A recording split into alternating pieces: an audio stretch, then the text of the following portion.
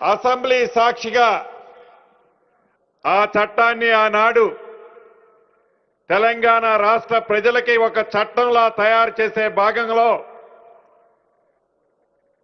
ఏ ధరణిని ఆనాటి దొరలు తీసుకొచ్చారో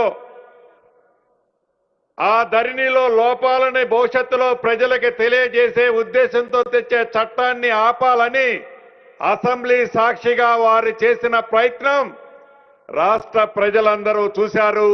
దానికి ప్రత్యక్ష సాక్ష్యం గౌరవ స్పీకర్ గారు కూడా ఇక్కడే ఉన్నారు.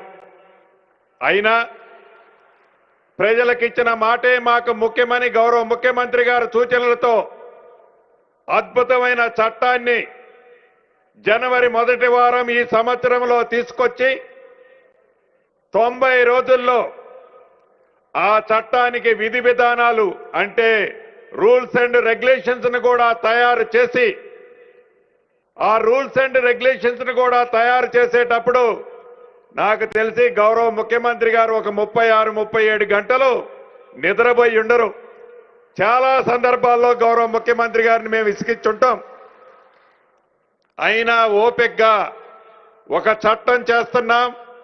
ఆ చట్టానికి ఆనాడు 2020లో చేసిన చట్టం ధరణి చట్టానికి 3 సంవత్సరాలైనా దానికి రూల్స్ రెగ్యులేషన్స్ ఆనాటి ప్రభుత్వం చేయలే. కానీ మనము చేసిన భూభారతి చుట్టం లాంటి చట్టానికి 90-92 రోజుల్లోనే అధికారుల కృషితో సహచర కేబినెట్ మంత్రుల సూచనలతో గౌరవ ముఖ్యమంత్రి గారి ఆదేశాలతో రూల్స్ అండ్ రెగ్యులేషన్స్ తయారు చేయటమే కాకుండా ఏప్రిల్ 14వ తారీఖు డాక్టర్ బిఆర్ అంబేద్కర్ గారి జన్మదినాన్ని పురస్కరించుకొని ఈ భూభారతి చట్టాన్ని తెలంగాణ రాష్ట్ర ప్రజలకి గౌరవ ముఖ్యమంత్రి రేవంత్ రెడ్డి గారి చేతుల మీదుగా అంకితం చేసిన సంగతి కూడా మీ అందరికీ తెలిసిందే. చట్టాన్ని అయితే అద్భుతంగా చేసుకున్నాం. ఈ చట్టం దేశంలో అన్ని రాష్ట్రాలకు ఒక రోల్ మోడల్గా ఉండే విధంగా ఎక్కడా చిన్న లోపాలు లేకుండా బ్రహ్మాండమైన చట్టాన్ని తయారు చేసుకొని దానికి విధి విధానాలు నిర్మించుకొని ఆ చట్టం ఆధారంగా ప్రజలలోకి ఆనాటి ధరణితో ఇబ్బంది పడ్డ ప్రజలని విముక్తులని చేయటం కోసం ముఖ్యంగా భూములున్న ఆసాములకి పూర్తి భద్రత కల్పించే విధంగా ఆనాటి దొరల ఆలోచనలకి భిన్నంగా ప్రజా ప్రభుత్వం పేదవాడి భరోసా ఇచ్చే విధంగా పేదవాడి ఆత్మ గౌరవానికి ఎన్నుదండుగా ఉండే విధమైన ఈ చట్టంతో 3 విడతల్లో పైలట్ గా 4 మండలాల్లో రాష్ట్ర వ్యాప్తంగా చేశాం.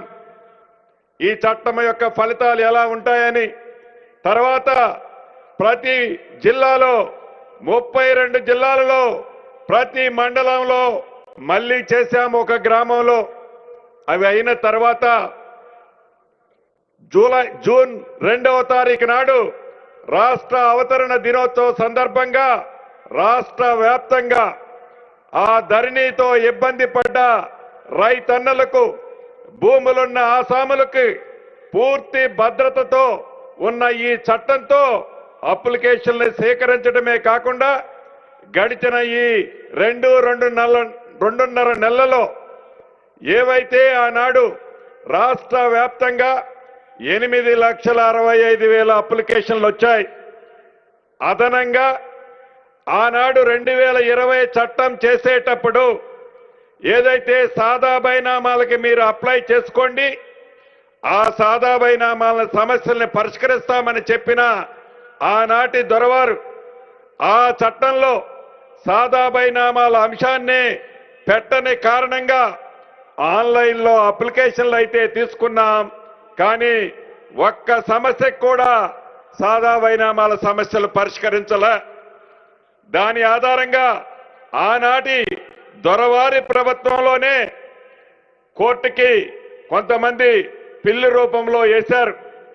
అంటే సాదా బైనామాలకు సంబంధించిన 9,26,000 అప్లికేషన్లతో పాటు 8,65,000 అప్లికేషన్లు మళ్ళీ రెగ్యులర్ గా వారి వారి కష్టాలు బాధలకు సంబంధించిన అంశాలు అప్లికేషన్ల రూపంలో ఈ భూభారతి చట్టం వచ్చిన తర్వాత గ్రామ గ్రామానికి రెవెన్యూ అధికారులే